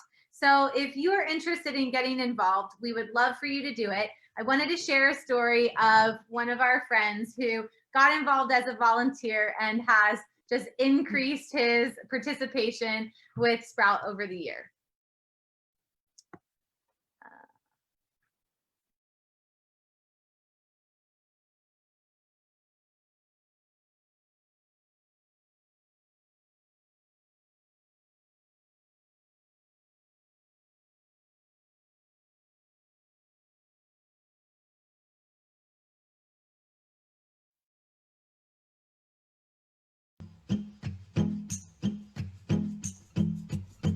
Hi, I'm Jim Youngblood. I've been a volunteer here at Sprout for the last 2 years. We got interested in Sprout with my wife looking for ways to volunteer, and it wasn't necessarily horses, but we loved it as soon as we came here. We really like helping people. I mean, that's what it's, for us it's about. Yeah, the horses are great, and it's great to see how the horses bring out the best in those that are looking to ride. So helping them is really the treasure that we have. I ride Duke.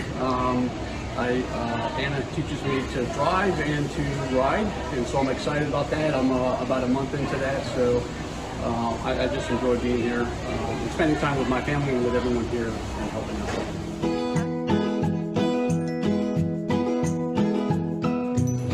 The program here at Sprout is just so inspiring.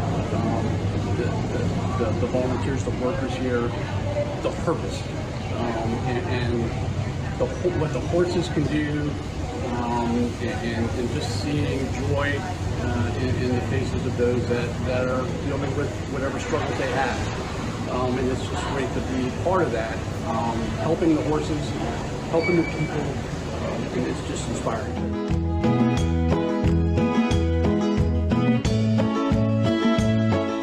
The greatest memory and excitement I've had in the 2 years I've been here at Sprout was the moment as a volunteer, as a sidewalker for Gabby, and just just building that connection with Gabby and through the horse, through volunteering, through the communication, it's just so exciting to see that come to life. The greatest moment was when Gabby bent down, kissed me on top of the head when we're out there as a sidewalker. So special moment for me. One of the other great experiences that we had as a family was that Terry and Emma and I are able to come out here and spend all day on Saturdays together. You know, we're pretty close as it is, but it's just another aspect of our life that we're able to come here and share this together, ride, clean horses, take horses out, be sidewalkers. So it's really great that we can spend time here as a family and for a great purpose. We look at the importance of the volunteering and the support that is required here at Sprout. You just have to experience. It was 1 or 2 times out here for us. Now we're fully supporting a horse. We sponsor a horse ourselves, Olaf. But it's important that you experience it and then you get the feeling, and you get the desire, and you get the understanding of the importance of this program and the importance of the support that's required to keep it going. And that's what we do.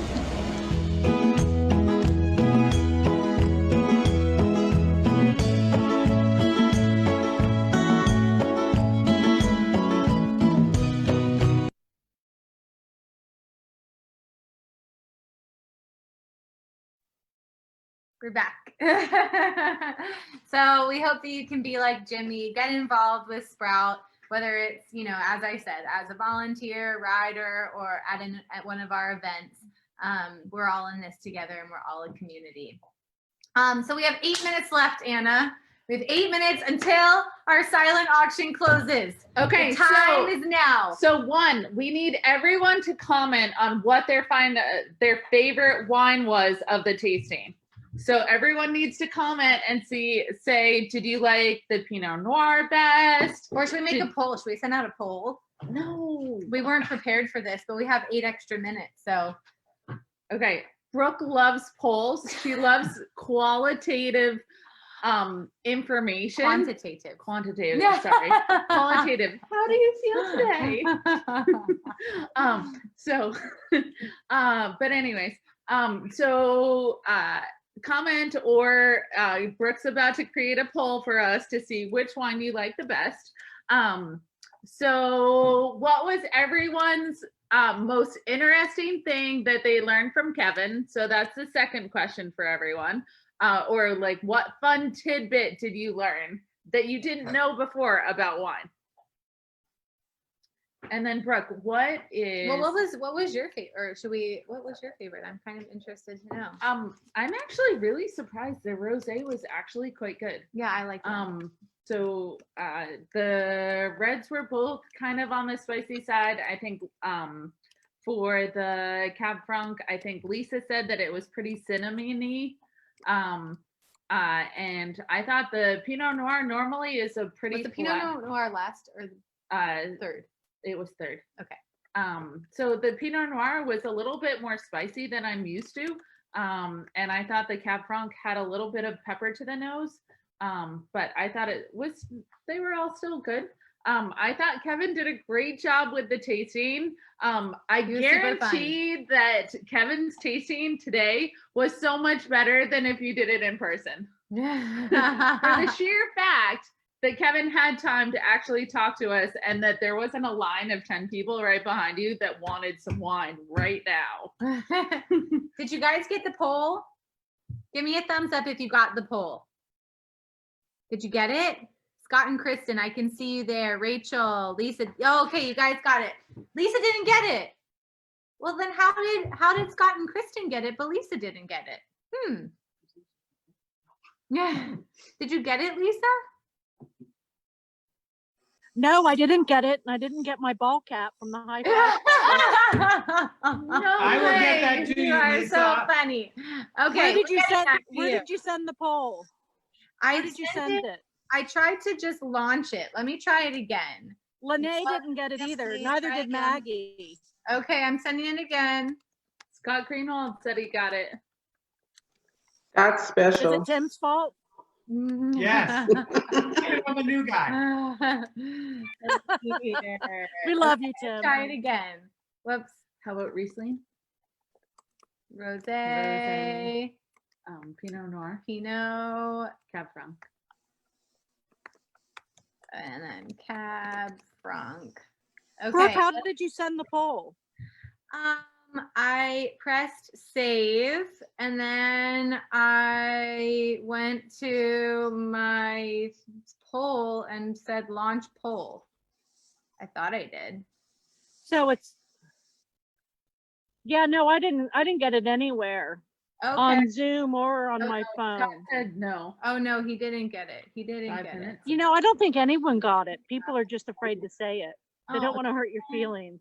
Well, it's okay. I can be tough. Okay, I'm gonna move out. And Well, Saskia's coming in. I tried to send it twice, so I'm very sorry it didn't work. But if you send your favorite, we'll try to add them up and figure out what Okay. it was. I'm gonna type mine. Your. Okay, so All right. Saskia's back. And we've got 4 minutes left. Let's 4 run minutes. it Oh, till I the gotta get my end. bids in. I need to move off screen. Yeah. Okay. Start shopping. Come on. Yep.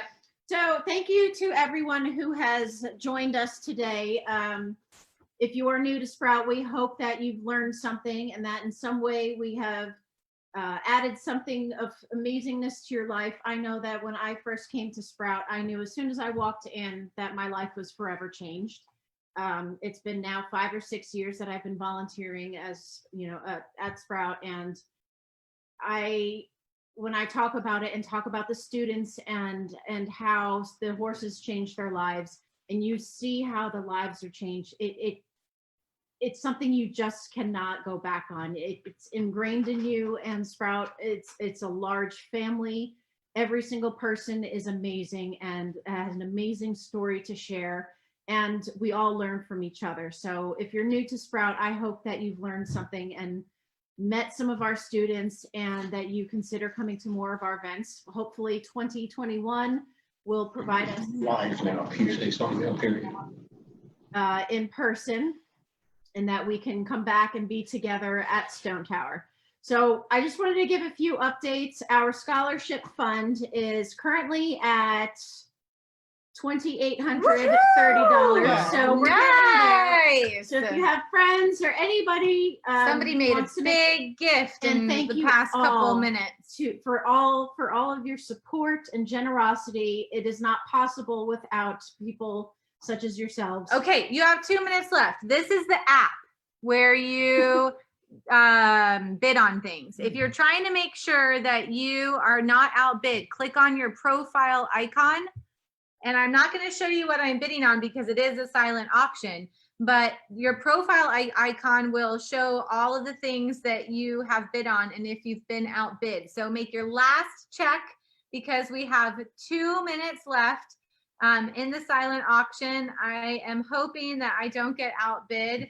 Anna, have you bid on some things? I have 3 things. She has 3 items, so we're all working hard to raise money for Sprout. Rock climbing. Oh, cool. We've Anna's got- going rock climbing. We've got winery tastings, we've got golf, we have a cigar aficionado basket, which comes with some beautiful glasses, cigars, a humidor. So if you are a cigar fan, this item is for you. It's item number 4. We have beautiful jewelry, a wine party for 20, maybe not perhaps at this time of year, Might be hard to but do right at now. Total Wine and More, but they do a wonderful job of wine tasting classes.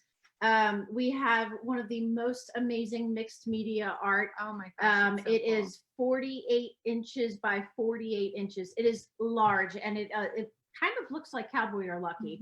It is from a generous artist down in Georgia, in Atlanta. His name's Brandon Luther, and it's a stunning piece. We If met you him have- at the Upperville Horse Show. He is so kind. It's a $2,500 piece, and no one has bid on it, and it's $500.